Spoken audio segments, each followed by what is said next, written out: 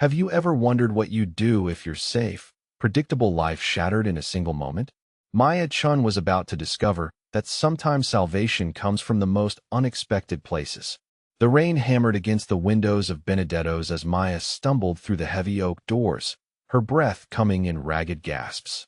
Blood trickled from a gash above her left temple, mixing with the rainwater that dripped from her dark hair onto the polished marble floor. Her black cocktail dress, the one she'd worn to the gallery opening just 3 hours ago, was torn at the shoulder and stained with crimson. The hostess, a blonde woman in her 30s with perfectly applied makeup, took one look at Maya and stepped backward with a gasp. Two busboys near the entrance froze, their arms full of clean linens, staring at the scene unfolding before them. Maya pressed one trembling hand against the wall to steady herself, her vision swimming slightly from blood loss and exhaustion. She'd been running for over an hour, ducking through alleys and side streets, her heart pounding with terror every time she heard footsteps behind her. The gallery, her sanctuary for the past 2 years, had become a crime scene. The man in the expensive suit, lying motionless between the Rothko and the Pollock, his eyes staring sightlessly at the track lighting above. The sound of the gunshots still echoed in her ears. "Please," Maya whispered, her voice barely audible over the classical music playing softly throughout the restaurant. "I need help. Someone's following me." The hostess reached for the phone at her station, her fingers shaking as she started to dial. "I'm calling the police," she said, her voice high and strained. "No," Maya said quickly, panic flaring in her chest. The men who'd killed that federal agent, they had badges. They'd shown identification when they'd entered the gallery. She couldn't trust anyone in uniform right now. "Please, just let me sit down for a minute. I'll figure something out." The main dining room of Benedetto's stretched before her, all warm lighting and rich burgundy leather, filled with well-dressed couples enjoying late dinners. The scent of garlic and basil hung in the air, along with expensive wine and the soft murmur of conversation. It was the kind of place Maya had only dreamed of affording, even with her decent salary as a gallery curator. A commotion near the back of the restaurant caught her attention. 3 men in dark suits stood up from a corner table, their movements coordinated and alert. Maya's blood went cold, thinking they might be connected to her pursuers, but then she realized they were looking past her, toward a private dining room whose door was opening. He emerged like something from a different era, a man who commanded attention without demanding it. Tall, easily 6'2", with dark hair swept back from a face that belonged in Renaissance sculpture. His olive skin was perfectly shaved, his charcoal gray suit fitted with the kind of precision that spoke of serious money. But it was his eyes that made Maya's breath catch in her throat, even through her fear and pain. They were a striking blue-green, the color of deep ocean water, and when they fixed on her, she felt as though he could see straight through to her soul. The man moved with fluid grace across the restaurant floor, his presence immediately calming the nervous energy that had erupted when Maya stumbled in. The hostess stepped back deferentially, and Maya noticed how the other staff members straightened their postures, waiting for his direction. "Bring her here," he said, his voice carrying the faint trace of an accent that Maya couldn't quite place. Italian, maybe, but softened by years in America. The command was gentle but absolute, the tone of someone accustomed to being obeyed without question. Before Maya could protest, she found herself being guided not toward the main dining area, but toward the private room the man had emerged from. Her legs felt unsteady, the adrenaline that had carried her through her desperate flight finally beginning to ebb. The private dining room was smaller than she'd expected, elegant in its simplicity. A single table set for 8, though only 4 places showed signs of use. Abstract paintings on the walls, expensive but understated. The man gestured for her to sit in one of the leather chairs, then moved to a cabinet in the corner. "I'm Luca Benedetto," he said as he retrieved a first aid kit from the cabinet. "This is my restaurant. You're safe here." Maya sank into the chair, her body finally allowing itself to acknowledge the pain and exhaustion she'd been fighting. The cut on her head throbbed, and she could feel bruises forming on her ribs where she'd collided with a fire escape during her escape. "Maya Chun," she managed, watching as Luca approached with the first aid kit and a clean white towel. "I'm sorry for barging in like this. I didn't know where else to go." Luca knelt beside her chair, his movements careful and controlled. When he reached toward her face with the towel, Maya instinctively flinched, and he paused, his eyes meeting hers with unexpected gentleness. "I won't hurt you," he said quietly. "But that cut needs attention before you lose more blood." Maya nodded, allowing him to dab at the wound on her temple. His touch was surprisingly tender for such large hands, and she found herself studying his face as he worked. There were lines around his eyes that suggested he was in his 30s, and a small scar near his left ear that spoke of violence in his past. But his attention to her injury was completely focused, almost protective. "What happened to you?" Luca asked as he cleaned the cut, his voice careful and non-threatening. Maya closed her eyes, seeing again the scene at the gallery. "I was working late at my gallery, finishing preparations for tomorrow's opening. There was a man there, someone I thought was just browsing the collection. Then other men came in, and they killed him. Right there between two $1 million paintings. Did they see you?" The question was sharp, and Maya opened her eyes to find Luca's expression had changed. The gentleness was still there, but underneath it was something harder, more dangerous. "Yes," Maya whispered. "I was in the back office, but when I heard the gunshot, I looked out. One of them saw me. They chased me, but I knew the building better than they did. I got out through the service entrance, but they followed me for blocks." Luca applied a small bandage to her temple, his movements still careful, but his jaw tight with anger. "Where's your apartment?" "About 6 blocks from the gallery. But I can't go back there. If they know where I work, they'll find where I live." The truth of that statement settled over Maya like a cold blanket. She had nowhere to go, no family in the city, and her closest friends were casual acquaintances from work. The gallery had been her whole world for 2 years, and now it was compromised. Lucas stood, moving to the door of the private room. He spoke quietly to someone outside, his voice too low for Maya to hear the words, but she caught the tone of command. When he returned, his expression was grim. "My people checked your building," he said. "Your apartment was ransacked about an hour ago. They're thorough, whoever they are." Maya's hands began to shake as the full reality of her situation hit her. Everything she owned, her sanctuary, her sense of security, all of it was gone. She was alone in a city that suddenly felt hostile and dangerous, with nothing but the torn dress she wore and the small purse she'd managed to grab on her way out of the gallery. "I don't understand why this is happening," she said, her voice breaking slightly. "I just show art to people who can afford to buy it. I don't know anything about anything important. Sometimes knowing the wrong thing at the wrong time is enough," Lucas said, settling into the chair across from her. "The man they killed, did you recognize him?" Maya shook her head. He'd been in the gallery a few times over the past month, always well-dressed, always polite. He said he was interested in acquiring pieces for his private collection. But now that she thought about it, he'd spent more time observing the people than looking at the art. Professional habit made Maya study Luca's face as he processed this information. In her work, she'd learned to read people, to understand what they wanted before they asked for it. But Luca Benedetto was difficult to read. There was intelligence in those blue-green eyes, and something else that made her pulse quicken despite her fear. What kind of restaurant owner keeps a fully stocked first aid kit and has people who can check on apartments across the city within an hour? The question formed in her mind, but didn't quite make it to her lips. "You can't go home tonight," Lucas said finally. "It's not safe." Maya nodded, though the practical implications of that statement overwhelmed her. She had maybe $40 in her purse and a credit card that was probably being monitored if these people were as professional as they seemed. "I'll figure something out," she said, trying to sound more confident than she felt. "Maybe a hotel outside the city." Luca's expression suggested he found that plan inadequate. "You'll stay with me," he said simply. The words sent a jolt through Maya that had nothing to do with fear and everything to do with the unexpected attraction she'd been trying to ignore since the moment he'd appeared. This man, with his commanding presence and gentle hands, offering protection to a stranger. "I can't impose like that," Maya protested, though part of her desperately wanted to accept. "We don't even know each other." Luca leaned forward slightly, his eyes holding hers with an intensity that made her breath catch. "In my family, we don't abandon people who need help," he said.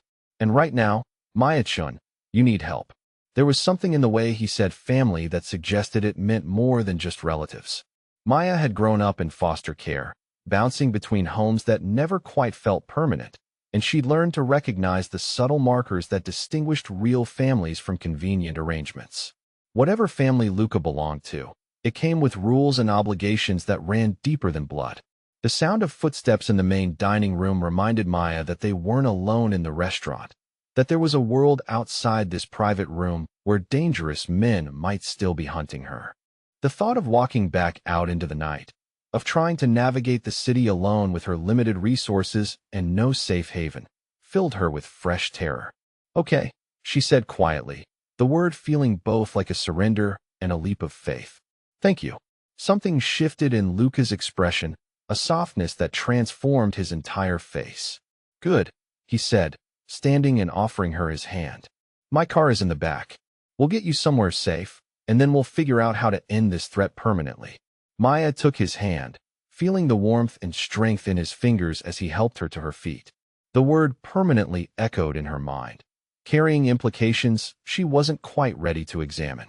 But as Luca guided her toward a rear exit she hadn't noticed, his presence solid and reassuring beside her, Maya realized she was no longer just running from danger. She was running toward something entirely unknown. The black Mercedes that waited in the alley behind Benedetto's was nothing like the practical sedan Maya drove. This was the kind of vehicle that whispered wealth and power, its leather interior immaculate, and its engine purring with expensive precision. As Luca held the passenger door open for her, Maya caught a glimpse of herself in the tinted window and winced. The bandage on her temple stood out starkly against her pale skin, and her torn dress looked even worse in the car's interior lighting. Luca slid into the driver's seat with the same fluid grace she'd noticed in the restaurant, his movements economical and controlled. As he pulled out of the alley, Maya noticed how his eyes constantly checked the mirrors, scanning for threats she couldn't identify. The casual way he navigated the late-night streets suggested this wasn't his first time moving someone to safety. "Your apartment," Luca said as they stopped at a red light. "How long had you lived there?" 2 years, Maya replied, watching the city pass outside her window. "Ever since I got the job at the gallery. It's nothing fancy, just a studio above a coffee shop, but it was mine." The past tense of that statement hit her like a physical blow. Everything she'd worked for, the small sense of security she'd built for herself, had been destroyed in a matter of hours. The books she'd collected, the few pieces of art she'd saved for, the photos from her college years, all of it probably scattered across her floor by strangers looking for something she didn't even possess.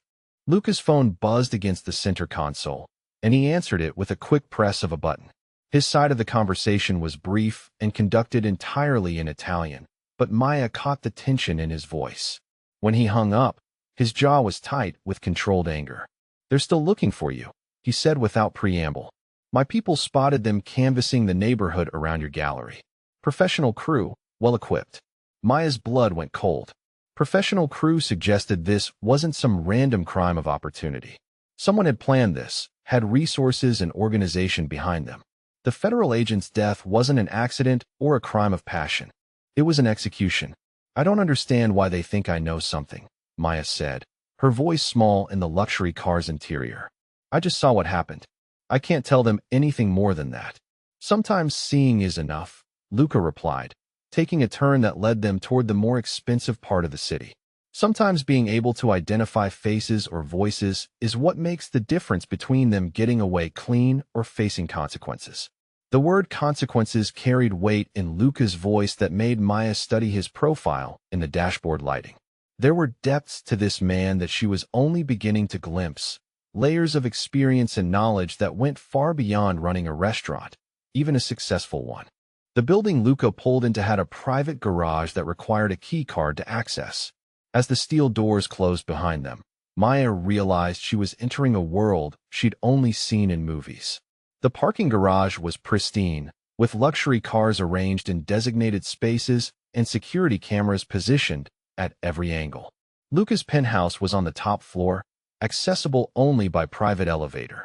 As they rode up in silence, Maya found herself acutely aware of his presence beside her. He was tall enough that she had to tilt her head slightly to look at his face, and the expensive cologne he wore was subtle but distinctly masculine. Despite everything that had happened, despite her fear and confusion, She couldn't ignore the way her body responded to his proximity. The elevator opened directly into his apartment, and Maya's breath caught in her throat. Floor-to-ceiling windows offered a panoramic view of the city spread out below them, lights twinkling like stars against the dark sky. The space was larger than some houses, with modern furniture that managed to look both expensive and comfortable. A woman appeared from what Maya assumed was the kitchen, wiping her hands on a dish towel. She was probably in her 60s, with silver-streaked dark hair pulled back in a neat bun and kind eyes that immediately focused on Maya's bandaged temple. "Maria," Lucas said, switching to English, "this is Maya Chen. She'll be staying with us until some business is resolved." Maria's expression shifted to one of immediate concern and protective instinct that reminded Maya painfully of the few foster mothers who'd actually cared about her welfare. The older woman approached with gentle authority, clicking her tongue at the sight of Maya's torn dress and obvious exhaustion. "Povera bambina," Maria murmured, though Maya suspected the Italian endearment was more habit than assumption of Maya's language skills. "You've had a terrible night, haven't you? Come, let's get you cleaned up properly." Before Maya could protest, she found herself being guided toward what was obviously a guest bedroom, with Maria chattering in a mixture of English and Italian about hot baths and clean clothes and proper bandages. The maternal attention was overwhelming after hours of terror and adrenaline, and Maya felt unexpected tears threatening behind her eyes. The guest room was beautiful in its simplicity, with cream-colored walls and furniture that looked like it belonged in an expensive hotel. French doors opened onto a private balcony, and Maya could see the city stretching endlessly in all directions. This was the kind of view people paid millions for, the kind of luxury Maya had only dreamed about during her childhood in cramped foster homes. Maria bustled around the room, pulling fresh towels from a linen closet and adjusting the temperature controls with practiced efficiency. The bathroom, when Maya glimpsed it, was larger than her entire studio apartment had been, with a tub that could easily fit 2 people and a shower that looked like something from a spa. "I'll bring you some clothes," Maria said, her English accented but clear. "Mr. Luca, he has sisters, so there are things here that should fit you. You take a long bath, wash this terrible night away, and then we'll have something to eat." After Maria left, Maya found herself alone in more luxury than she'd ever experienced. The silence was almost overwhelming after the chaos of the evening, and for the first time since stumbling into the restaurant, she allowed herself to really process what had happened. Someone had murdered a federal agent right in front of her. Professional killers were hunting her across the city. Her entire life had been upended in a matter of hours, and she was now dependent on the protection of a man she'd met less than 3 hours ago. The bath Maria had drawn for her was perfect, hot enough to ease the ache in her bruised ribs, but not so hot as to aggravate her head injury. As Maya sank into the water, she let herself acknowledge the attraction that had been humming beneath her fear since the moment Luca had emerged from that private dining room. It wasn't just that he was handsome, though the classical features and those striking blue-green eyes certainly didn't hurt. It was the way he'd taken control of the situation without hesitation, the gentle competence with which he'd tended her injury, the automatic way he'd offered protection to a stranger. Maya had spent her entire adult life being fiercely independent, never relying on anyone else for her security or happiness. But something about Luca Benedetto made her want to trust, made her want to let someone else carry the weight of keeping her safe. The clothes Maria had provided fit surprisingly well. Simple black pants and a soft gray sweater, both obviously expensive but understated. There were even undergarments still in their packaging, suggesting that Luca was either very well prepared for unexpected house guests or that Maria was exceptionally thoughtful. When Maya emerged from the guest room, she found Luca in the kitchen, having changed from his suit into dark jeans and a white button-down shirt. The casual clothes somehow made him even more attractive, highlighting the breadth of his shoulders and the confident way he moved through his own space. "Better?" he asked, looking up from what appeared to be a simple pasta dish he was preparing. "Much," Maya admitted, settling onto one of the bar stools that faced the kitchen island. "Thank you for this, for everything. I know having a stranger crash into your life isn't exactly convenient." Luca's hands stilled in their task of stirring sauce, and he looked at her with an intensity that made her pulse quicken. "You're not a stranger anymore," Maya, he said simply. You're someone under my protection. There was something about the way he said protection that suggested it meant more than just temporary safety. In Luca's world, Maya was beginning to understand. Protection was a serious commitment, one that came with obligations and expectations. Tell me about yourself, Luca said as he plated the pasta with professional skill. What brought you to the city, to the gallery? Maya found herself telling him things she rarely shared with anyone. About growing up in foster care, bouncing between homes that never quite felt permanent. About her determination to build something stable for herself, to create the kind of security she'd never had as a child. The art gallery had represented everything she'd worked toward, a career that combined her love of beauty with her head for business. And your family? Luca asked as they ate at the island, the city sparkling beyond the windows. Just me, Maya said, trying to keep her voice light. The foster system isn't exactly known for creating lasting family bonds. But I've made my own life, my own place in the world. Something shifted in Luca's expression, a recognition that suggested he understood loneliness better than most people in his position might. Family is everything in my world, he said quietly. But I understand what it means to carry responsibility alone. What about you? Maya asked, genuinely curious about this man who'd swept into her crisis with such calm competence. What's your story? Luca was quiet for a long moment, his fingers tracing the rim of his wine glass with absent attention. My family has been in this city for 3 generations, he said finally. We started with a single restaurant, my great-grandfather's dream of bringing real Italian food to America. Now we have 12 establishments, plus other business interests.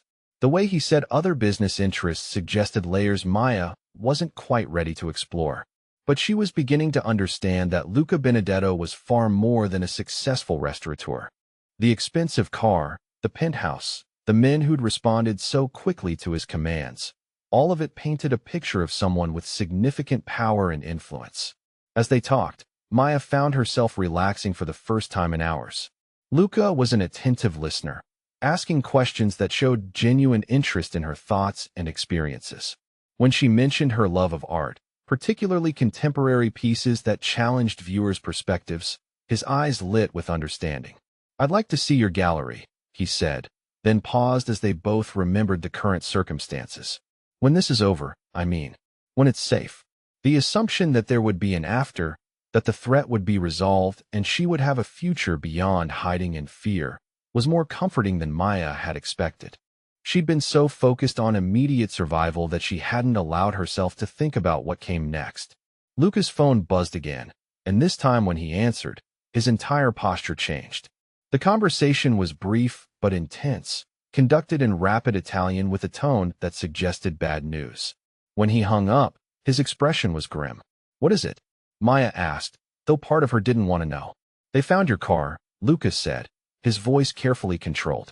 Torched in a parking lot about 2 miles from the gallery. They're not planning to leave loose ends, Maya. The implications of that statement settled over them like a cold shadow. This wasn't going to end with Maya simply laying low for a few days until the killers lost interest.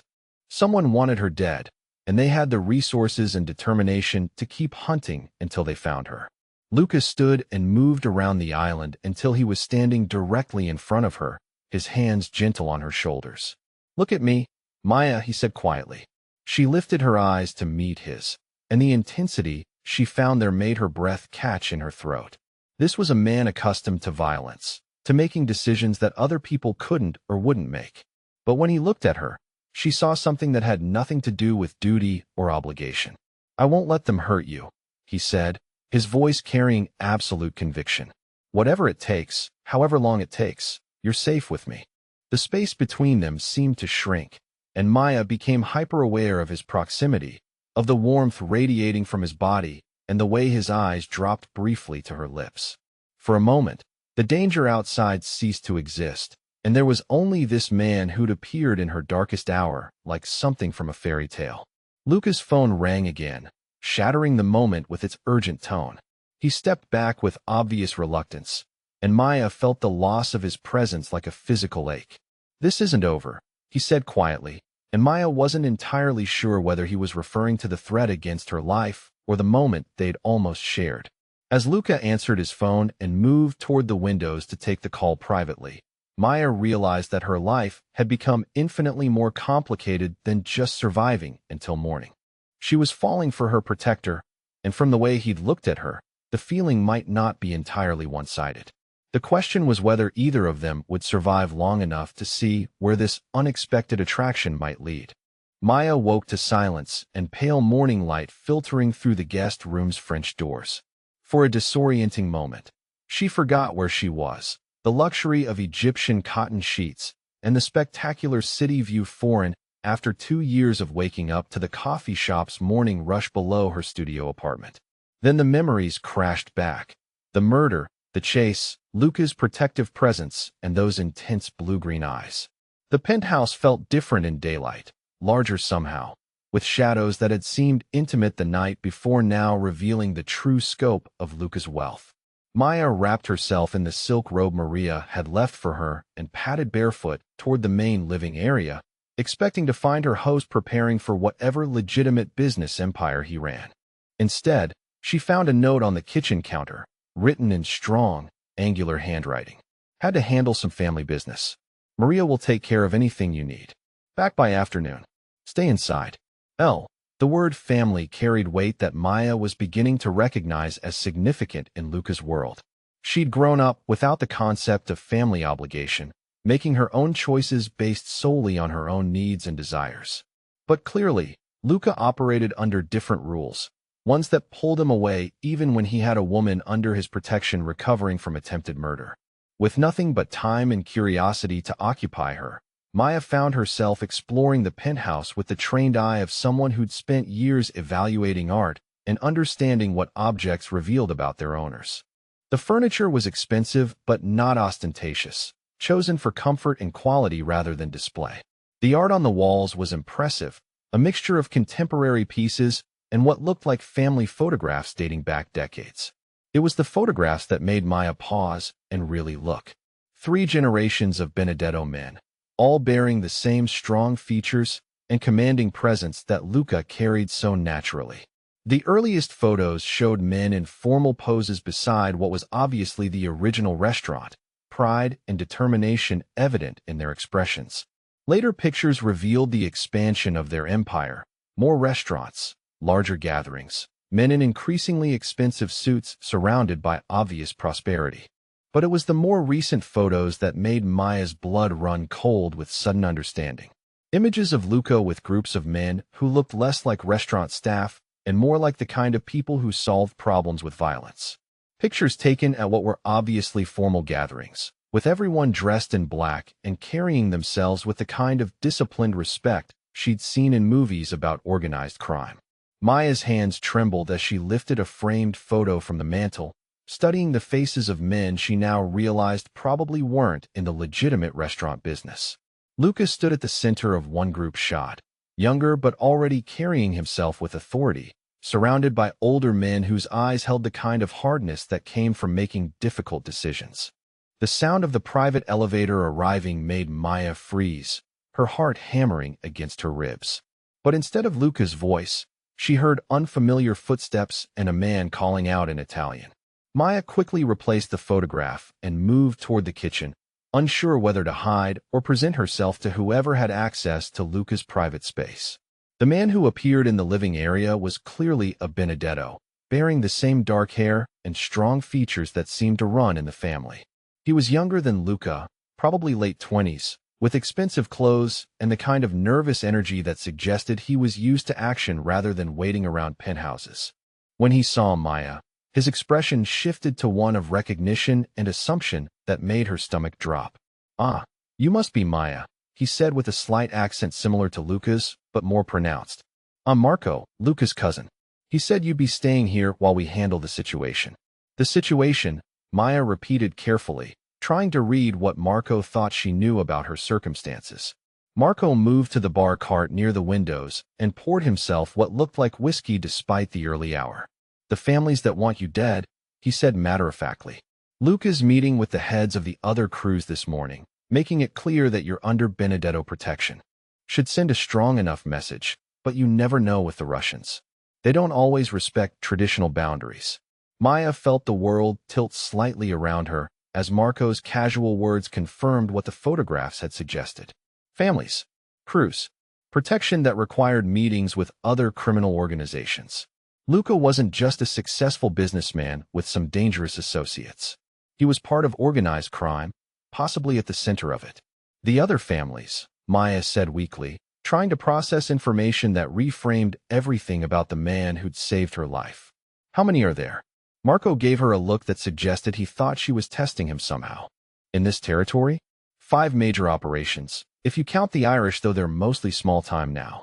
Benedetto, Torino, Volkov, Chun, and the Flanagans. Your uncle Luca has kept the peace for 3 years now, but the Russians have been pushing boundaries lately. Uncle Luca. The casual family reference hit Maya like a physical blow, confirming that this wasn't some loose association or minor criminal activity. This was generational, institutional, the kind of organized crime that controlled territories and required diplomatic meetings between heads of families. When the elevator chimed again, Maya's entire body tensed with fight-or-flight instincts that had been dormant since the night before. But it was Luca's voice she heard, speaking rapid Italian with someone who'd apparently accompanied him upstairs. Maya was still standing in the kitchen when Luca appeared, and the moment his eyes found hers, she saw him register both her tension and Marco's presence. His expression shifted to something carefully neutral, but she could see him evaluating the situation and probably regretting whatever family business had pulled him away. Marco, Luca said calmly, I wasn't expecting you this morning.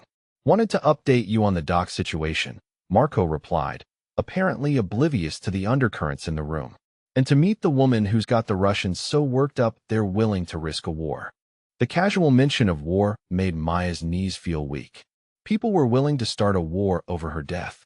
Whatever she'd witnessed at the gallery was significant enough to risk the kind of violence that Marco discussed like weather patterns. Luca's eyes found Maya's again, and she saw him recognize that she'd figured out at least some of the truth about his world. The careful way he approached her suggested he understood exactly how overwhelming this revelation was for someone who'd built her entire adult life around legitimate, predictable work. Maya, Luca said quietly, I think we need to talk. Marco finished his drink and moved toward the elevator with the kind of tactful departure that suggested he'd grown up navigating family dynamics that required discretion. I'll be at the restaurant if you need anything, cousin, he said, the words carrying layers of meaning Maya was only beginning to understand. When they were alone, the silence stretched between them like a living thing. Maya found herself studying Luca's face, looking for signs of the criminal she now knew him to be, but finding only the same man who'd tended her injuries with gentle hands and cooked her dinner while asking about her dreams. You're in the mafia, Maya said finally, her voice steady despite the chaos in her mind. Luca moved closer, his movements careful and non-threatening. My family has been part of this world for 3 generations, he said without denial or justification. We run legitimate businesses, but we also provide services that exist outside conventional law. Services, Maya repeated, the euphemism not quite covering what she'd started to understand about the scope of Luca's power. Protection, dispute resolution, territory management, Luca said, his voice matter-of-fact. We have codes, rules, ways of handling business that don't involve courtrooms or police reports. Maya sank onto one of the bar stools, her mind reeling with the implications of everything she'd learned. The man who'd saved her life, who'd offered his protection and made her feel safer than she had in years, was exactly the kind of person she'd spent her entire life avoiding. Dangerous, violent, operating outside the law that was supposed to protect people like her. But even as her rational mind cataloged all the reasons she should be terrified, Maya found herself remembering the tenderness in Luca's touch when he'd cleaned her wound, the way he'd listened to her stories about foster care without judgment or pity, the protective fury in his eyes when he'd learned about the threat against her. I should be afraid of you, Maya said quietly. Are you? Luca asked, moving close enough that she could see the concern in his expression. Maya considered the question honestly, examining her emotional response to this revelation that should have sent her running. I should be, she said finally. But I'm not. I'm afraid of the people hunting me, but not of you. Something shifted in Luca's expression, relief mixed with something deeper that made Maya's pulse quicken despite everything she'd learned. The sound of Luca's phone ringing interrupted whatever he might have said next, and when he answered, Maya could hear the urgency in the voice on the other end, even though the words were in Italian. Luca's expression grew grim as he listened, and when he hung up, Maya knew their temporary safety had been shattered. "What is it?" she asked, though part of her didn't want to know. "Attack on the restaurant," Lucas said, already moving toward what Maya assumed was his bedroom to change clothes. The Russians, making a statement about territorial boundaries.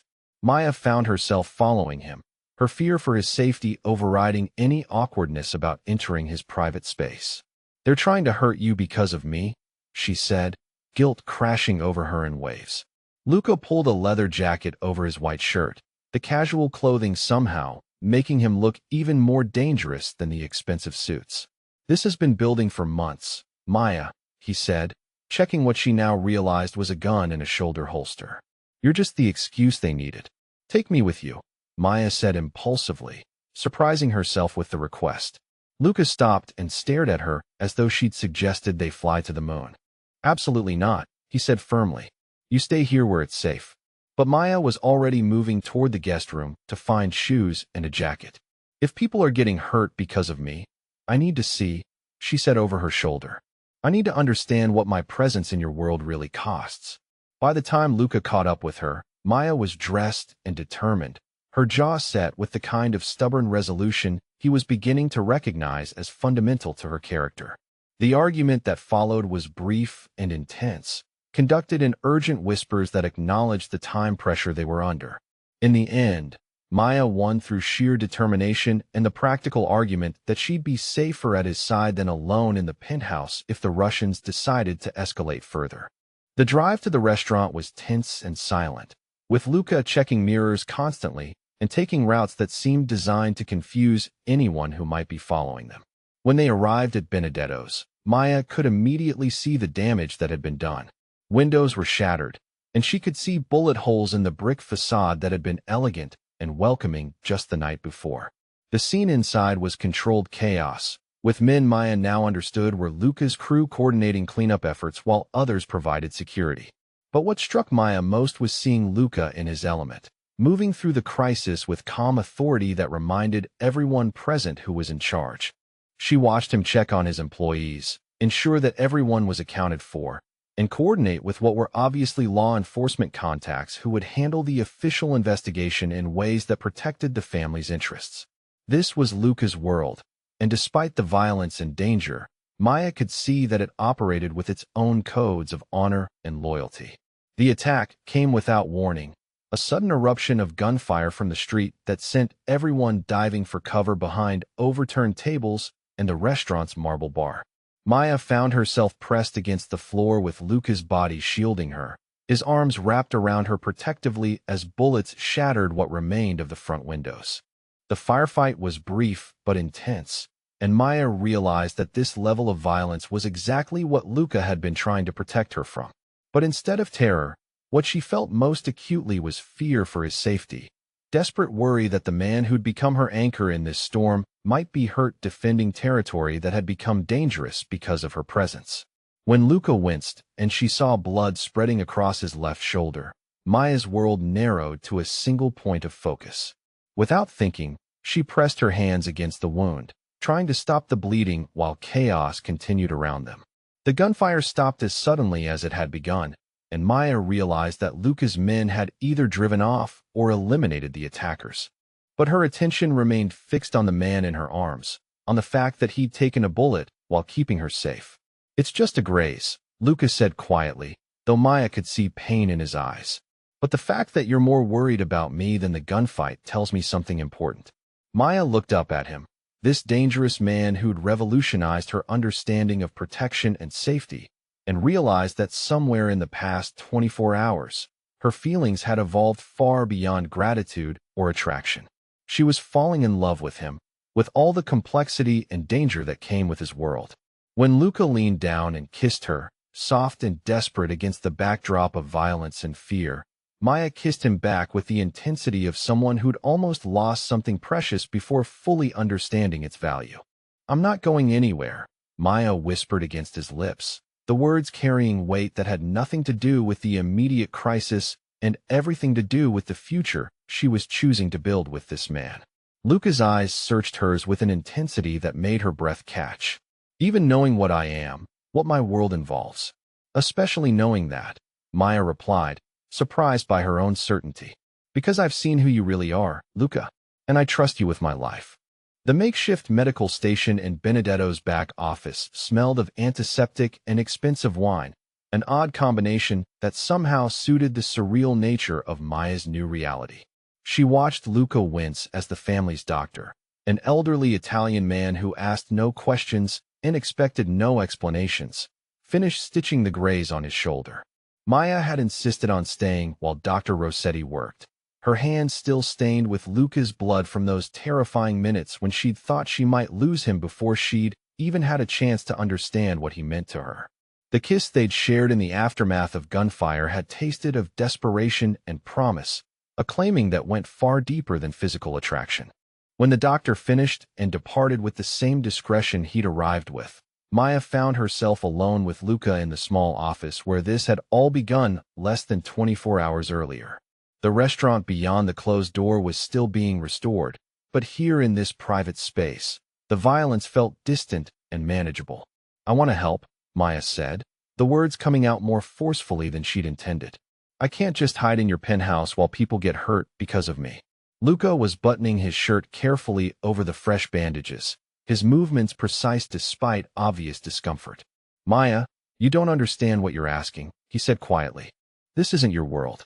But I'm in it now, whether I understand it or not, Maya replied, moving closer to him with the boldness that had carried her through foster care and into a successful career built entirely through her own determination.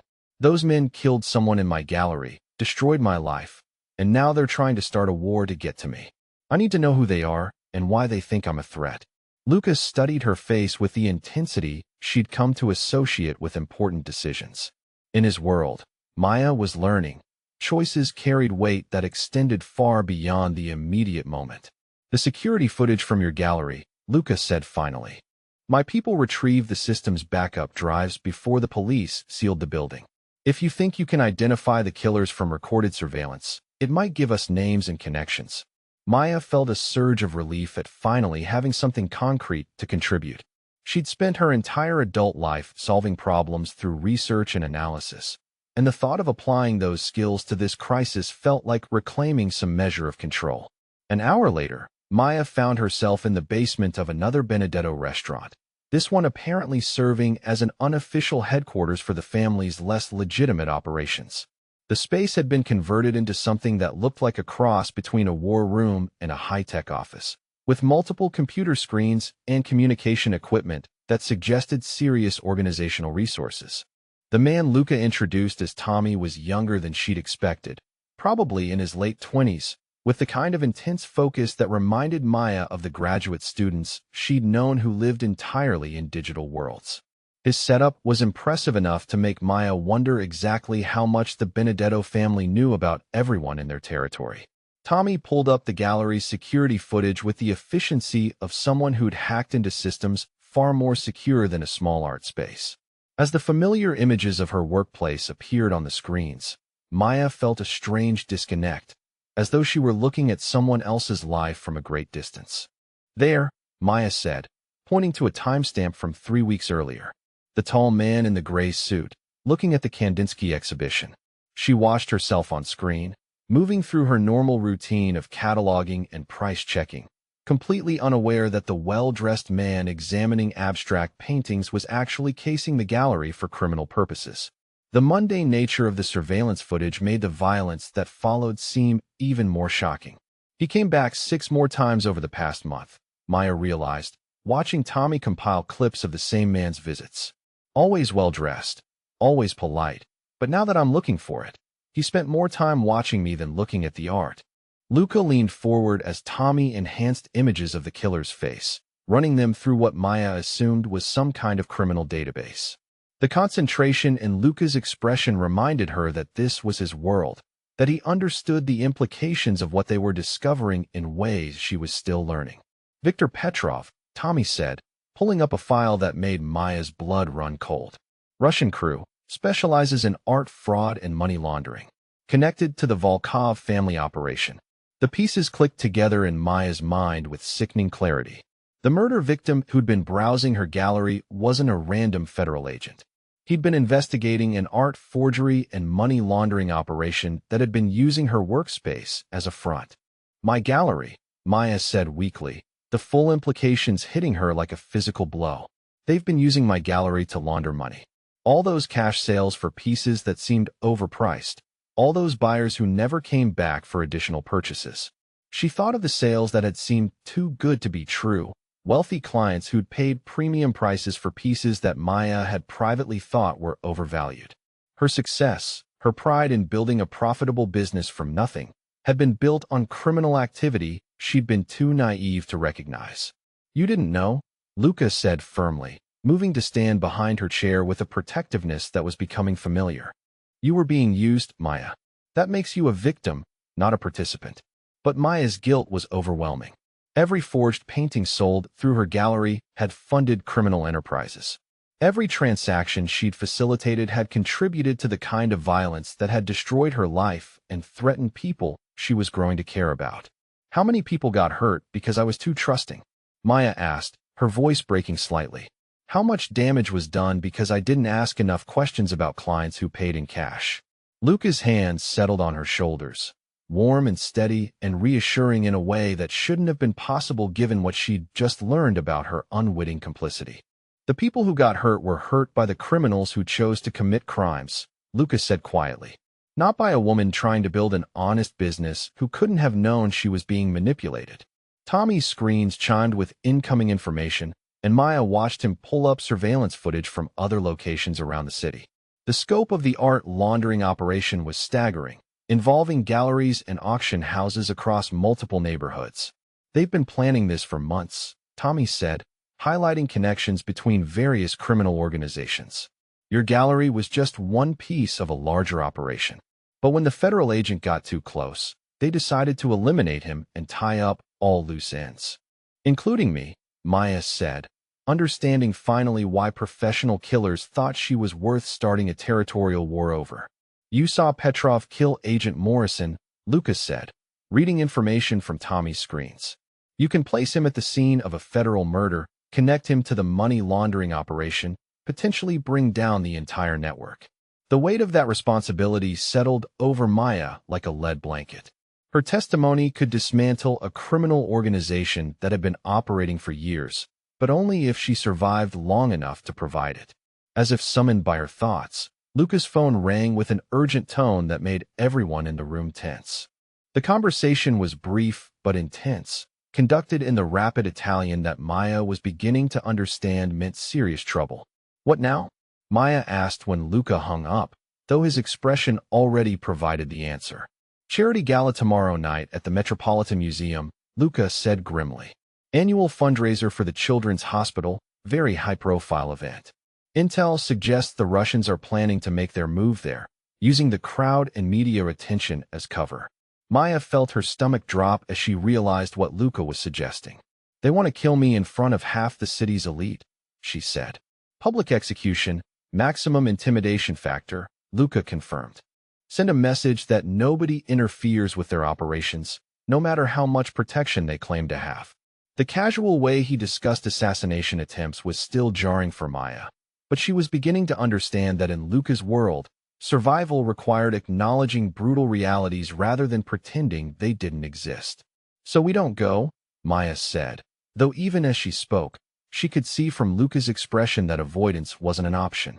Running just delays the inevitable, Luca explained, moving to study building schematics that Tommy was pulling up on his screens. They'll keep hunting, keep escalating, until they eliminate the threat you represent. But if we control the environment, if we choose the battlefield, we can end this permanently.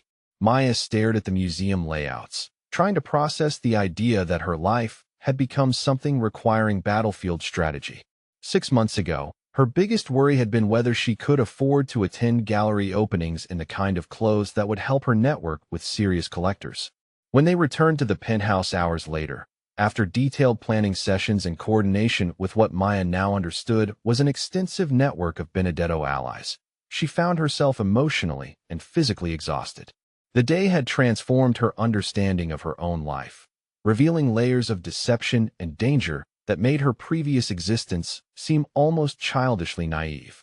Luca poured them both wine and joined her on the couch that faced the floor-to-ceiling windows, the city spread out below them like a glittering map of territory and possibility. In the lamplight, with his shirt open at the collar and his hair slightly mussed from the day's activities, he looked younger and more approachable than the commanding figure who'd orchestrated complex criminal countermeasures.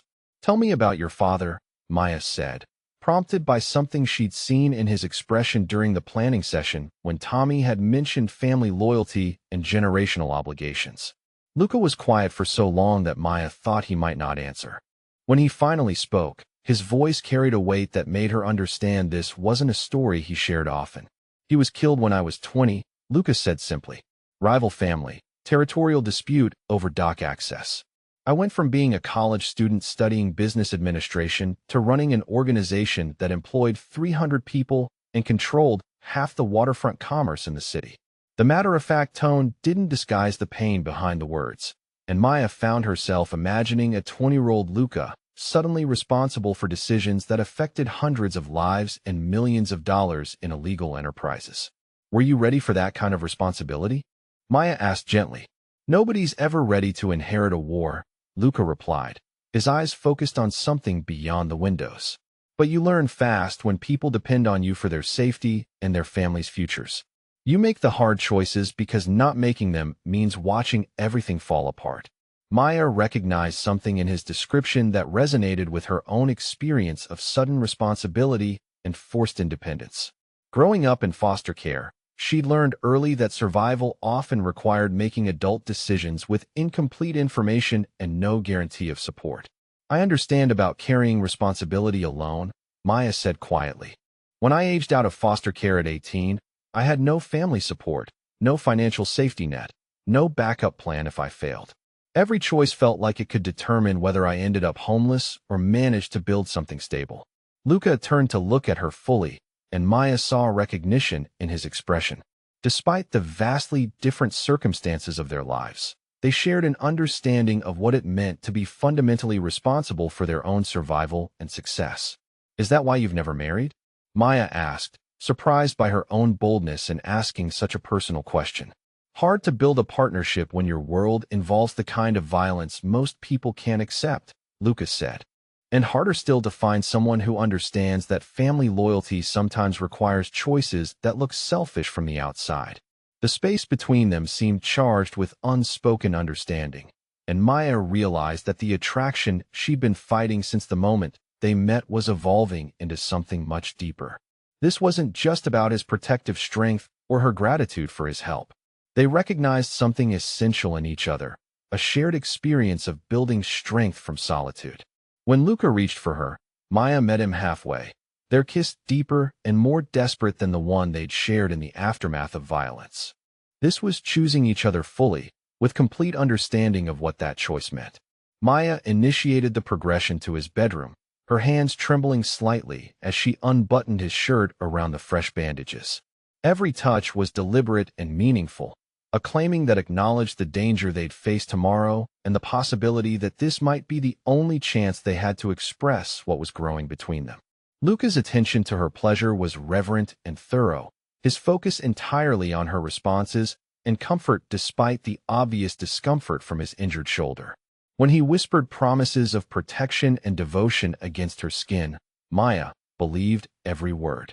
In the aftermath, as they lay entwined in the soft glow of the city lights beyond his bedroom windows, Maya realized she'd found something she'd never expected: a home in another person's arms, safety in choosing to trust someone completely. "Whatever happens tomorrow," Lucas said quietly, his fingers tracing patterns on her bare shoulder, "you need to know that you've changed everything for me. I've spent 14 years making decisions based solely on family obligation and territorial necessity. But now I have someone I want to protect not because of duty, but because losing you would break something in me I didn't know could be broken." Maya pressed closer to him, feeling the steady rhythm of his heartbeat against her cheek. "I love you too," she said simply, the words carrying weight that had nothing to do with the circumstances that had brought them together and everything to do with the future she wanted to build with him. Luca's phone buzzed on the nightstand, and Maya felt him tense as he read the message.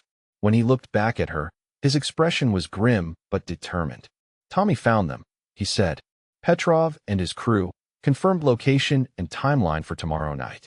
We know where they'll be and when they'll make their move." Maya nodded, accepting that their peaceful interlude was over and that tomorrow would determine whether they had a future together or whether this single perfect night was all they'd ever have. But as Luca held her close and outlined the plan that would either eliminate the threat against her or cost them both their lives, Maya realized she wasn't afraid anymore. She'd found someone worth fighting for, someone worth taking risks to protect. Tomorrow, she would help end this threat permanently, and then they would build something lasting together. The Metropolitan Museum's Great Hall had been transformed into something from a fairy tale, with crystalline light fixtures casting warm shadows over marble columns and elegant crowds. Maya stood before the mirror in the museum's private preparation room, barely recognizing herself in the midnight blue gown that Luca's sister had delivered that afternoon. The dress was perfect, expensive enough to blend seamlessly with the charity gala's elite attendees, but practical enough to allow movement if the evening went according to their carefully orchestrated plan. "Maya, you don't have to do this," Lucas said for the 10th time as he adjusted his bow tie with movements that betrayed none of the tension she could see in his eyes. "We can find another way." She turned to face him fully, taking in the sight of Luca Benedetto in formal evening wear.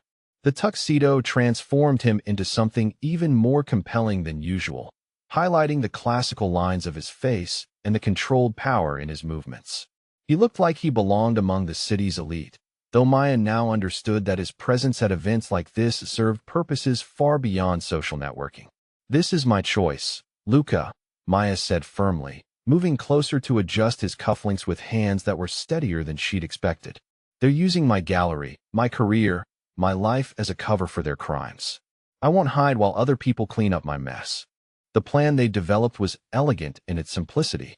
Maya would attend the gala as Luca's companion, moving through the museum's galleries where the killer Petrov was certain to make his attempt. Luca's extensive network would be positioned throughout the venue, ready to close the trap once the Russians revealed themselves. Maya's role was to be visible, accessible, and apparently vulnerable while actually being the bait in a carefully coordinated ambush. But as they moved through the museum's entrance, past photographers and society reporters, Maya realized that no amount of planning could completely eliminate the terror of knowing that professional killers were hunting her through one of the most prestigious events in the city's social calendar. The Great Hall was packed with the kind of people Maya had only seen in magazine society pages. Women in gowns that cost more than most cars, men whose business decisions affected international markets, politicians and celebrities mixing with old-money families whose influence stretched back generations. It was exactly the kind of crowd that would provide perfect cover for an assassination. Luca's hand rested possessively on her back as they moved through the reception area, and Maya could feel him scanning faces and exits with the practiced awareness of someone who'd survived multiple attempts on his life. She recognized several of his family members scattered throughout the crowd, all elegantly dressed and seemingly focused on champagne and conversation while actually forming a protective perimeter. The museum's permanent collection galleries had been opened for the evening, allowing guests to wander among priceless artworks while enjoying premium wine and elaborate catering. Maya found herself genuinely appreciating the irony of being hunted by art forgers in one of the world's greatest legitimate art institutions. "Beautiful collection," a voice said behind her, and Maya turned to see a man in his 50s approaching with the kind of practiced charm that suggested significant wealth and social experience. "I don't believe we've been introduced. I'm Senator Richardson." "Maya Chun," she replied, accepting his handshake while her mind cataloged his face and manner for any hint of threat. The senator appeared genuinely interested in art discussion, but Maya had learned that appearances could be devastatingly deceptive. For 30 minutes, Maya played her role perfectly, moving through conversations about contemporary art and charitable causes while maintaining the kind of visibility that would allow Petrov to track her movements. Luka stayed close, but not possessively so, allowing her to appear accessible while never being more than a few steps away. It was in the contemporary art wing that Maya first sensed something wrong. A shift in crowd patterns. People moving away from the far end of the gallery where she'd been heading to view a new acquisition. Her trained eye for spatial dynamics, honed by years of gallery management, recognized the subtle signs of disturbance. Luka appeared beside her instantly, his casual movement masking urgent alertness. "East exit," he murmured against her ear, his lips close enough that anyone watching would assume an intimate comment. 3 men, moving to cut off retreat paths. Maya's pulse spiked, but she maintained her composed expression as they began moving toward what she hoped was safety. The contemporary wing was less crowded than the main galleries, with larger spaces between artworks that provided both better viewing angles and unfortunately better shooting opportunities. The attack came without warning, chaos erupting in the elegant space as men in formal evening wear suddenly produced weapons and began clearing the gallery of innocent guests. Maya heard screams and the sound of expensive champagne flutes shattering against marble floors as people ran for exits that were being systematically blocked. "Move," Luka commanded, his own weapon appearing in his hand with professional efficiency. Maya realized this was the moment all their planning came down to, the test of whether she could function as his partner rather than simply someone he protected. Maya ran toward the sculpture garden, her knowledge of museum layouts serving her better than Luka's men had expected. She'd spent countless hours in institutions like this, understanding traffic flows and sight lines in ways that came from professional expertise rather than security training.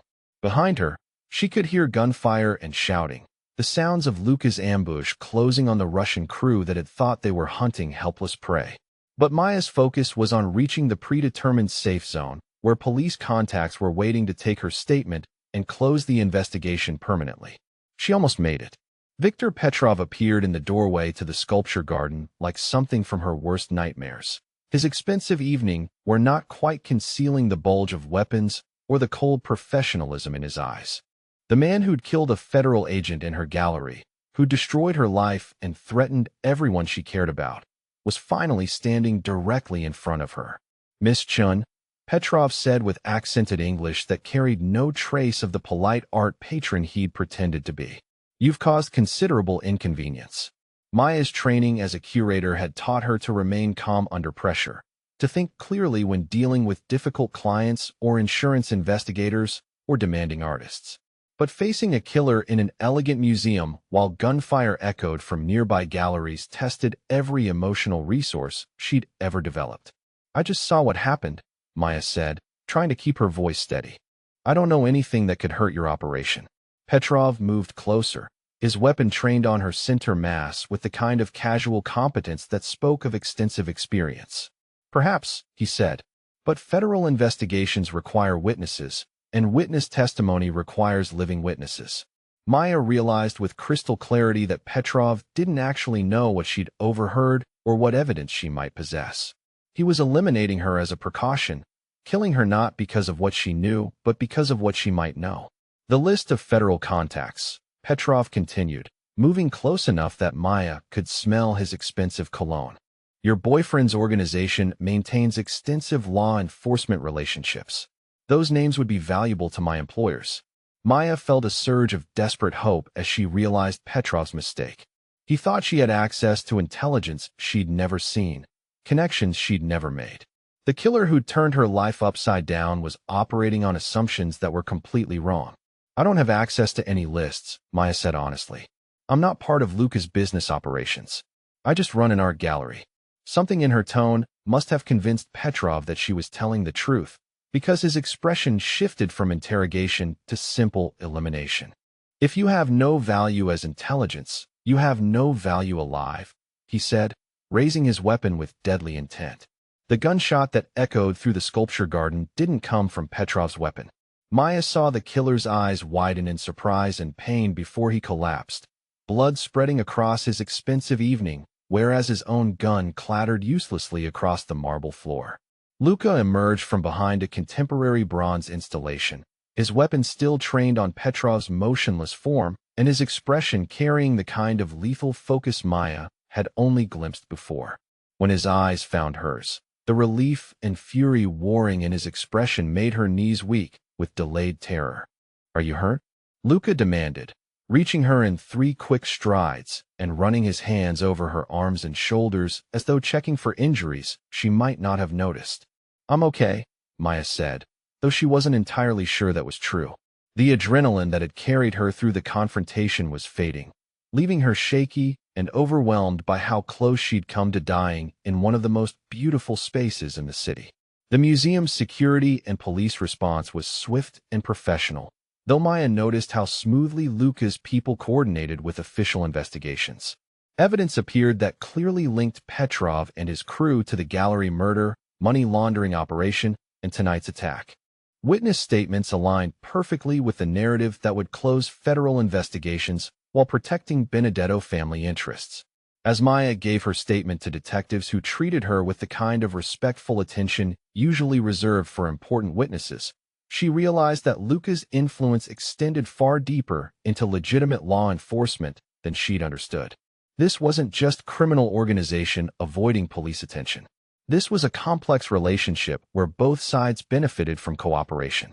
Hours later, when the last investigator had finished documenting evidence and the last reporter had been cleared from the museum, Maya found herself alone with Luka in the same sculpture garden where she'd almost died. The elegant gown she wore was wrinkled and stained. Her carefully applied makeup had long since worn off, and her hands were still trembling slightly from delayed shock.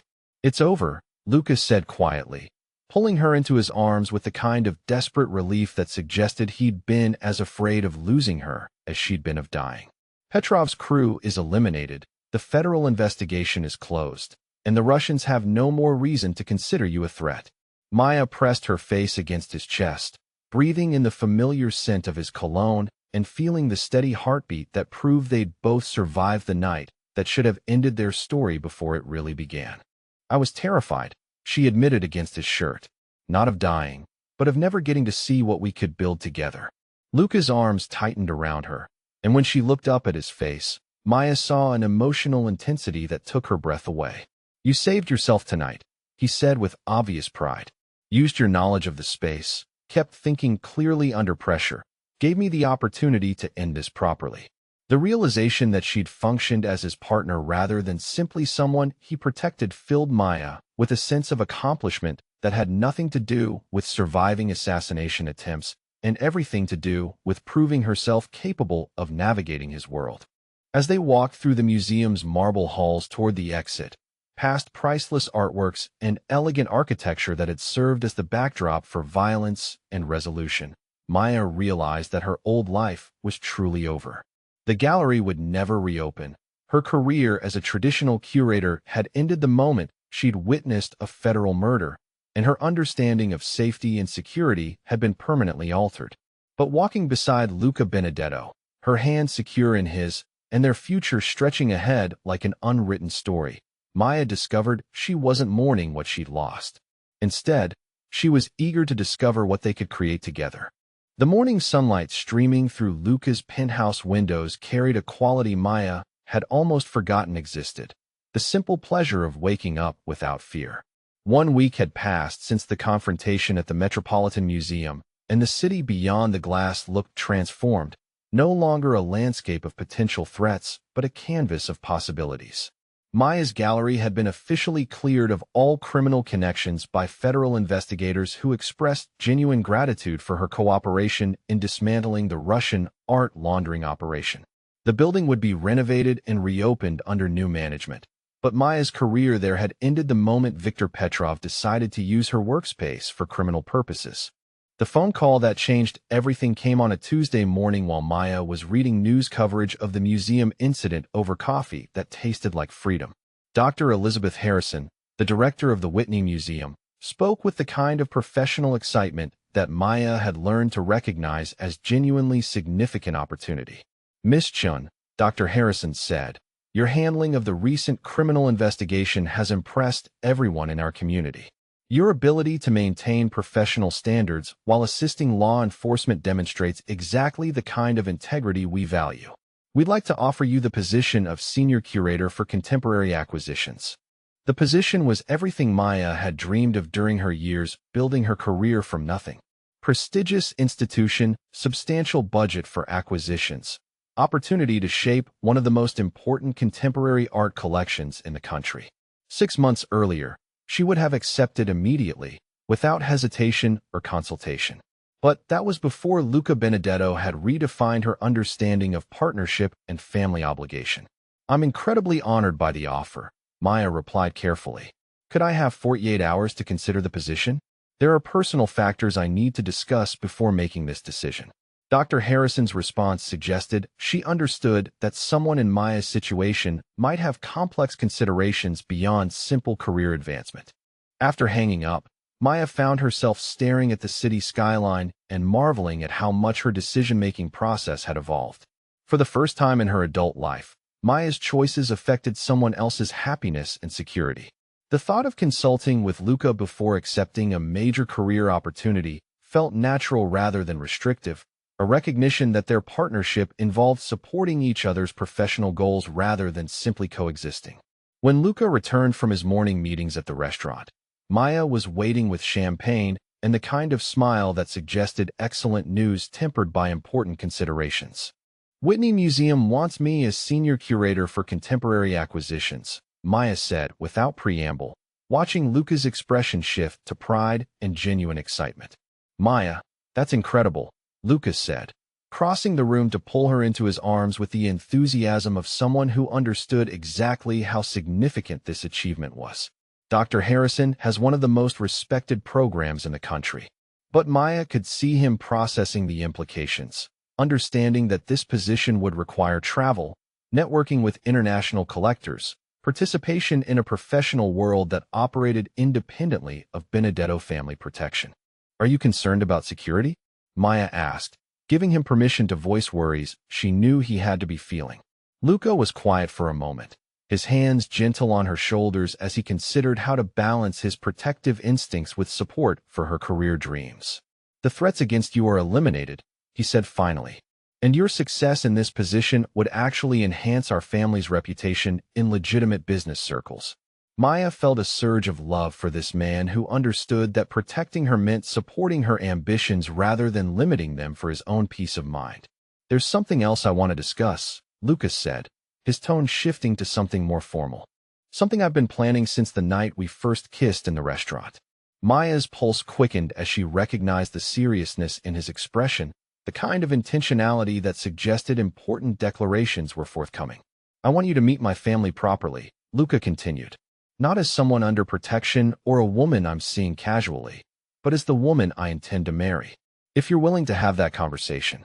The word marry hung in the air between them like a promise and a question, and Maya realized that despite everything they'd been through together, this was the first time either of them had spoken explicitly about permanent commitment. I'd like that very much, Maya said simply, the words carrying weight that acknowledged how far they'd traveled from that first night when she'd stumbled into his restaurant bleeding and desperate. The Benedetto family dinner was held at Luca's mother's house in the suburbs, a sprawling Mediterranean-style home that managed to feel both elegant and genuinely welcoming. Maya had expected formality and careful evaluation, but instead found herself embraced by women who seemed genuinely delighted by her presence in Luca's life. Isabella Benedetto was in her early 60s, with silver-streaked dark hair and the same blue-green eyes that made Luca so striking. Her English was flawless but accented, and her immediate warmth toward Maya felt completely genuine rather than politely obligatory. Finally, Isabella said, taking Maya's hands in greeting, my stubborn son brings home a woman worth knowing. Luca has been different since he met you, more at peace with himself. Luca's sisters, Carmen and Sophia, were equally welcoming, though Maya suspected they were evaluating her with the protective scrutiny that close families applied to anyone seriously involved with a beloved brother. The questions they asked about her career and background showed genuine interest rather than suspicious interrogation. During dinner, Maya found herself drawn into conversations about family traditions, holiday celebrations, and the kind of generational continuity that she'd only imagined during her years in foster care. The Benedetto family operated with rituals and expectations that created security through shared experience and mutual obligation. After dinner, Isabella asked Maya to join her in the kitchen for coffee preparation, a request that Maya understood was really an invitation for private conversation. "My son has never brought a woman to family dinner," Isabella said as she arranged espresso cups with practiced efficiency. "In 34 years, you are the first woman he has considered important enough to introduce to his mother." Maya felt the weight of that revelation, understanding that Luca's relationship history had apparently involved careful separation between his professional obligations and his personal life. "He tells me you saved his life at the museum," Isabella continued, her hands gentle on Maya's shoulders. "But I think perhaps you saved more than his life. You gave him reason to think about building something lasting." There was a small velvet box in Isabella's hands when Maya looked up, and the older woman's expression carried the kind of solemn joy that suggested significant family ritual. "This was my mother-in-law's ring," Isabella said, opening the box to reveal a vintage diamond setting that was beautiful in its classic simplicity, passed down through 3 generations of Benedetto wives. "I give it to you not because my son has asked me to, but because I believe you will honor what it represents." Maya felt tears threatening as she looked at the ring that represented acceptance into a family structure she'd never expected to experience. The circle of diamonds caught the kitchen light like captured stars, beautiful not just for its craftsmanship, but for its meaning as a symbol of belonging. "I've never had a family," Maya said quietly, her voice thick with emotion. "I don't know how to be part of something this permanent." "Family isn't something you know how to do," Isabella replied, closing Maya's fingers around the ring box. "It's something you choose to do, every day, with people who choose you back." When Luca proposed 2 nights later in the same private dining room at Benedetto's where they'd first met, Maya was wearing his grandmother's ring and carrying the blessing of a family she was still learning to trust. "You walked into my world bleeding and broken," Luca said, his voice steady but emotional as he knelt beside the chair where she'd sat during those first terrifying hours. "And somehow, in saving you, I found the parts of myself I didn't know were missing." The proposal was perfect in its simplicity, spoken in the space that had witnessed both their first meeting and the beginning of their understanding that protection could evolve into partnership and partnership into love. Maya's acceptance came through tears and laughter, her hands trembling as Lucas slipped his grandmother's ring onto her finger with the reverence of someone making vows that would outlast both their individual lives. The wedding planning that followed was unlike anything Maya had imagined during the years when marriage had seemed like a distant possibility rather than an immediate reality. Carmen and Sophia involved her in every decision, treating her preferences with the respect accorded to legitimate family members rather than temporary additions to the clan. Maya's foster sister Jessie flew in from Seattle to serve as maid of honor, her presence providing the only family connection Maya had to her pre-Benedetto life. Watching Jessie interact with Luca's extended family, Maya marveled at how seamlessly different worlds could blend when the foundation was strong enough. The wedding ceremony was held at the neighborhood Catholic church where 3 generations of Benedettos had been married, with a reception at the original restaurant that had launched the family's success in America. Maya wore Isabella's wedding dress, altered to fit her perfectly, carrying flowers that included roses from the church garden where Luca's grandparents had been buried. When Luca promised to love and protect her for the rest of their lives, Maya believed every word with the certainty of someone who'd seen him honor similar commitments under life-threatening pressure. Maya's position at the Whitney Museum proved to be everything Dr. Harrison had promised, providing opportunities to work with artists and collectors whose vision would shape contemporary culture for generations. Luca's support for her career was absolute, attending gallery openings and acquisition meetings with the same attention he brought to family business obligations. The first year of their marriage established rhythms that honored both Maya's professional ambitions and the complex demands of being married to someone whose influence extended far beyond traditional business relationships. Maya learned to navigate social events where half the guests were legitimate art world professionals and the other half were people whose work existed entirely outside legal boundaries. 18 months after their wedding, Maya stood in the same private dining room where Luca had first tended her wounds, one hand pressed against the gentle swell of her pregnancy and the other holding architectural plans for the children's wing they were adding to their home. The Whitney's board had insisted she take a longer maternity leave than she'd planned, and Luca had surprised her by suggesting they use the time to travel to Italy and introduce their future child to the Benedetto family homeland. You know, she told Luca when he found her reviewing contractor estimates, I used to think my life would be about individual achievement. Building a career, establishing my reputation, maybe finding someone compatible to share dinner with occasionally. Luca settled beside her on the leather sofa they'd added to the office, his hand immediately covering hers on her belly with the protective instinct that had never faded since that first night. And now? He asked, though his smile suggested he understood how completely their shared future had redefined both their individual dreams. Now I can't imagine wanting anything that doesn't involve you and this little person and the family we're building together, Maya said, feeling their baby respond to the sound of Luca's voice with what their doctor promised was perfectly normal increased activity. Have you given any thought to what it means to raise a child in our world? Luca asked, the question carrying weight that acknowledged the complexity of bringing someone innocent into a life that would always exist partially outside conventional legal boundaries. Maya had spent considerable time thinking about exactly that question, understanding that their child would grow up with advantages and protections that most children never experienced, but also with knowledge and responsibilities that most families never had to navigate. I think it means raising someone who understands that family loyalty isn't always simple, but it's always worth honoring, Maya said finally. Someone who knows that real strength comes from protecting people who can't protect themselves, and that love requires choosing each other every day, even when that choice isn't convenient. Luca's kiss was soft and grateful, carrying the weight of promises that extended far beyond their individual happiness to encompass the future they were creating for their child and their children's children. Outside the restaurant's windows, the city sparkled with the same beauty that had entranced Maya that first terrifying night when she'd stumbled through these doors seeking sanctuary from violence she couldn't understand. Now, sitting in Luca's arms and feeling their child move beneath her heart, Maya realized that sometimes the most beautiful destinations were reached through paths that initially seemed impossibly dangerous.